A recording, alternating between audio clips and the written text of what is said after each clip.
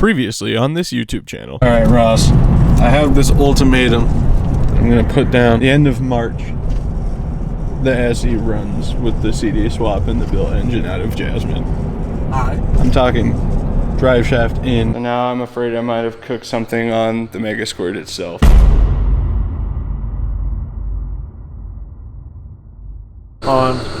So dude, people keep asking me like, well, you should race Brendan's wagon when this is done. First of all, a lot more power. They're just like, people are kind of just, what happened to Brendan? I'm like, dude, we've covered this a bunch of times. He lives in Colorado now. Moved. It doesn't really explain why you're here, I guess, but we'll just leave that open. I'm going to show you guys what the issue is, and then I'm going to fix the issue, hopefully, and then we can set it down, because I made a stupid promise. This is the only time I've ever been like, oh, this will happen by then. That's not true. I actually was like, we'll turbo the Honda if I had 10,000 subscribers, and I didn't even know how a turbo worked at the time, and then it happened. I said by the end of March it'll move under its own power. So if I can clear that drive shaft, I can scoot it back and then scoot it forward like 5 feet. And that's all I need. That's all he needs. That's all that man needs. That's it. Alright. Let me see if I can show you guys what's going on here. Right up there, that's our shifter linkage, and our drive shaft is contacting it. Just a bit. Just a hair, so I need to cut that up. Yeah. All right, I think we've clearanced it enough. Should we just not explain what you're doing here at all? Just the whole video would be really entertaining. Yeah. So I'll show you guys what I did. There's a lot less material there now. There you go. Lots of grinding and cutting wheels and die grinder, but thankfully Charles has every tool that was ever made, so everything I didn't have he had for me, so shout out Charles. So yeah, I'm gonna go spray this down with brake clean real quick, just get rid of all this metal dust. We'll put it back together and we'll fire it up, put it in gear, and make sure nothing's hitting. And then if it is clear, we're going to drive it like 4 feet. Alright, I got everything buttoned up. I'm going to start it, can't let it run too long because it has no cooling system. I'm going to put it in gear and make sure we don't have any funky noises anymore. I'm going to unplug the map sensor so it doesn't idle as high.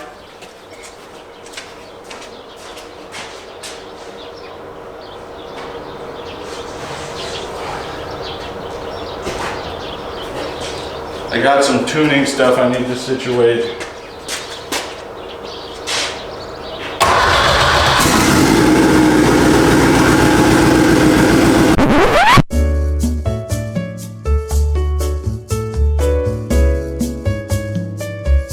Alright guys, so good news and bad news. I managed to put the starter on the key, which is cool. Now it works like a normal car, except for it doesn't, because now it has no spark. I don't know why. I blew a fuse when I was messing with the wiring, so now I'm afraid I might have cooked something on the Mega Squirt itself. Both the relays are still clicking, all the fuses are good, the fuel pump's still running. You can definitely smell that it's got fuel up here. I just tried another coil that we've got laying around. It's got nothing. So I don't know, we might have lost tach signal or something. But that's a bummer. Okay, so we just put the multimeter on the coil over here. It's got power, but when it's cranking, the signal drops to 0 and stays there. Anthony, I just called Anthony from Gap Tuning, who builds Mega Squirts and everything. He pointed out that if my injectors are working, which they definitely are, because when I was cranking it for a while, it started smelling like fuel up here, then I am still getting signal from the Hall sensor. So the Hall effect sensor circuit should be okay in the ECU. That rules out everything but the 357 something or another, the coil driver mod. The reason you don't have to run an external coil power source with the full-size Mega Squirt ECU, unlike the micro squirts we did with Ross's, we used his stock Volvo one. If you do this mod to a full-size Mega Squirt ECU, then you can run your coils straight from the ECU. So I'm gonna plug my laptop in, make sure we got tach signal, just officially rule everything out. And after that, I'm gonna take the ECU out and we're gonna take it over to Anthony and see if I really ruined it. So Hopefully not. Hopefully it's just that component, because Anthony actually happens to have one and they're like less than $10. So yeah, it's always got to be something. We can't just win. But, you know, that's part of the fun, right? At least it's a 6-speed wagon.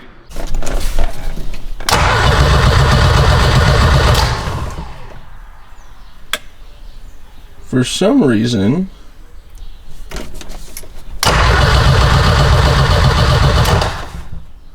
the ECU is turning off when I crank it.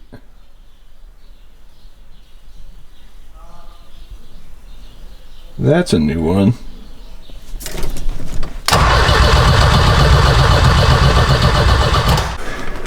So I got a relay from Jake's car, and as I was pulling it apart, I think I realized what happened.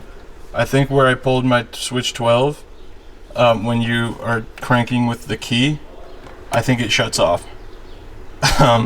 So I need another switch 12 that doesn't shut off when you're cranking it. Alright, so that seemed to be the issue. We'll make sure we got power still. Now it should start.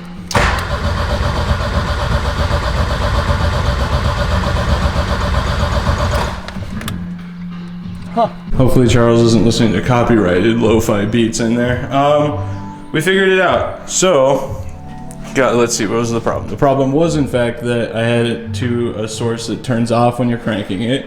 So we fixed that, and then it wouldn't start still. I realized the wire came undone for the fuel pump, and then I fixed the wire, and there wasn't any power. It was because I pulled the factory ignition fuse, so that circuit was closed off, so the fuel pump wiring wouldn't have worked because it has to run through that fuse number 1, which is the same fuse that Jasmine always blew up on the stock harnesses. Yeah, that fuse slot really loves to give me trouble on any Volvo. But now, look at this. You come in here, you sit in it like a normal car with no dashboard. You turn the key, the fuel pump primes. And it runs. Spicy.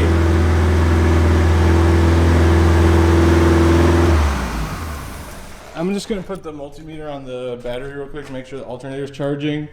Then I'm gonna put the battery tender on it because that battery's gotta be hurting after all that cranking. Ready? Yeah.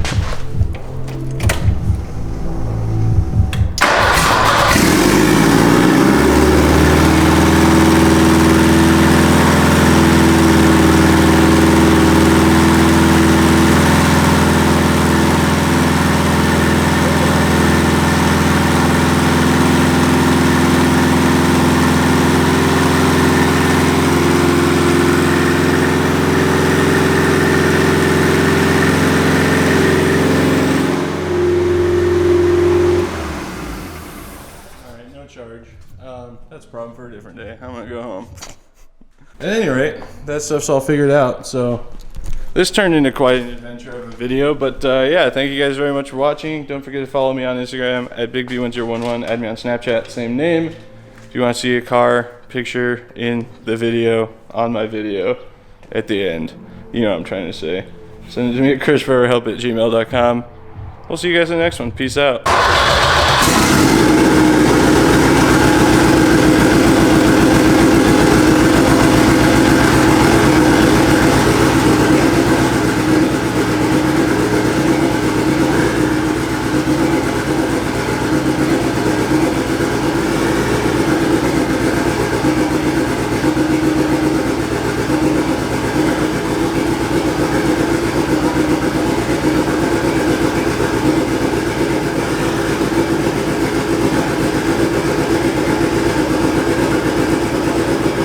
Alright, here we go.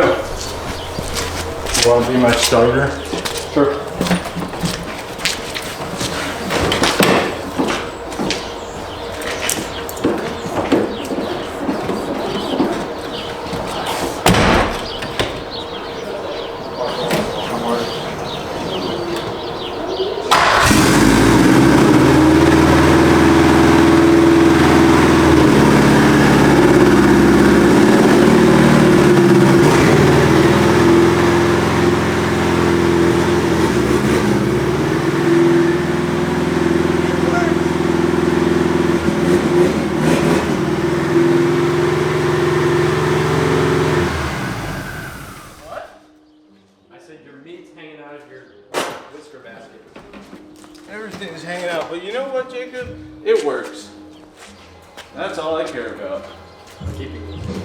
God damn it, that's relieving. Reverse work. The reverse. Did you see it? Yeah, no.